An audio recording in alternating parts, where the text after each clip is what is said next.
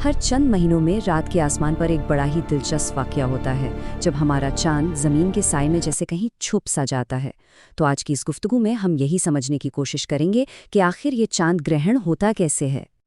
तो ये सवाल तो जहन में आता ही है कि आखिर चांद ग्रहण के वक्त चांद का रंग कभी लाल क्यों हो जाता है, या कभी कभी तो ऐसा लगता है कि जैसे वो आसमान से गायब ही हो गया हो। तो आखिर इसके पीछे राज क्या है? आइए मिलकर इस राज से पर्दा उठाते हैं। इस राज को समझने के लिए हमें सबसे पहले एक बहुत ही बुनियादी सी बात समझनी होगी, और वो है चांद पर पड़ने वाला साया। देखें, चांद ग्रहण असल में आसमान में सैयारों की एक खास तरतीब का नतीजा है। सीधे अल्फाज में ये तब होता है जब हमारी ज़मीन बिल्कुल सूरज और चांद के बीच में आ जाती है, और जब ऐसा होता है तो जाहिर है ज़मीन सूरज की रोशनी को चांद तक पहुंचने से रोक देती है। लेकिन ये सिर्फ एक रुकावट नहीं है, बल्कि ये रोशनी और साए का एक बड़ा ही दिलचस्प खेल है। इस पूरे मामले को एक तरह का कायनाती रक्स भी कहा जा सकता है, और जाहिर है इस रक्स को समझने के लिए हमें उसके जो मरकजी किरदार हैं, यानी हमारी ज़मीन और चांद, उनकी हरकत को समझना पड़ेगा। और इस रक्स की बुनियाद बहुत ही सादा है। वो ये कि चांद मुसलसल हमारी ज़मीन के गिर्द घूम रहा है। ये कोई नई बात नहीं, अरबों साल से यही हो रहा है, और यही हरकत है जो इस पूरे फल्कियाती मंजर की वजह बनती है। अच्छा, यहाँ एक सवाल पैदा होता है, अगर चांद हर महीने जमीन के गिर्द पूरा चक्कर लगाता है, तो फिर चांद ग्रहण हर महीने क्यों नहीं होता? इसका जवाब छुपा है एक बिल्कुल परफेक्ट और बहुत ही नायाब किस्म की तरतीब में। ये तरतीब 3 मरहलों में पूरी होती है। देखें, आम हालात में क्या होता है, सूरज की रोशनी सीधी चांद तक जाती है, लेकिन ग्रहण के वक्त हमारी ज़मीन ठीक उसी रास्ते के बीच में आ जाती है, और बस यही वो लम्हा होता है जब सब कुछ बदल जाता है। यही वो मुदाखलत है जो चांद को सूरज की रोशनी से वक्ती तौर पर महरूम कर देती है। तो ये है वो खास तरतीब, सूरज, फिर ज़मीन और फिर चांद, तीनों तकरीबन एक सीधी लाइन में।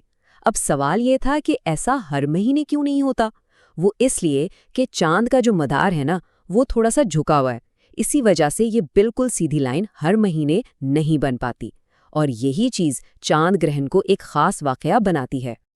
तो जब ये तीनों यानी सूरज, ज़मीन और चांद एक लाइन में आ ही जाते हैं, तब होता है वो असल मंजर जिसकी हम बात कर रहे हैं। और होता क्या है?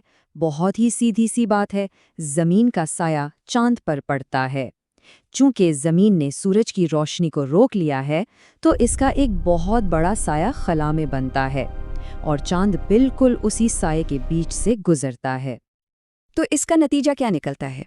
चांद या तो बिल्कुल तारीक हो जाता है, या फिर कभी-कभी वो सुर्खी माइल यानी लाल रंग का नजर आने लगता है। और ये लाल रंग क्यों होता है? ये असल में ज़मीन के एटमॉस्फेयर से छनकर जाने वाली सूरज की रोशनी की वजह से होता है, जो चांद पर पड़ती है। तो लीजिए, ये रहा हमारे शुरू वाले सवाल का जवाब।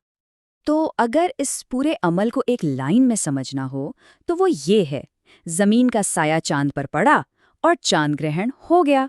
बस इतनी सी बात है। ये इस पूरी गुफ्तगू का सबसे अहम नुक्ता है, और इसे याद रखना भी कितना आसान है ना? और आखिर में एक दिलचस्प सवाल, अगर ज़मीन के साये से चांद ग्रहण होता है, तो कभी ये भी सोचा है कि जब चांद अपना साया ज़मीन पर डालता होगा, तब क्या होता होगा? इस पर ज़रूर सोचिएगा।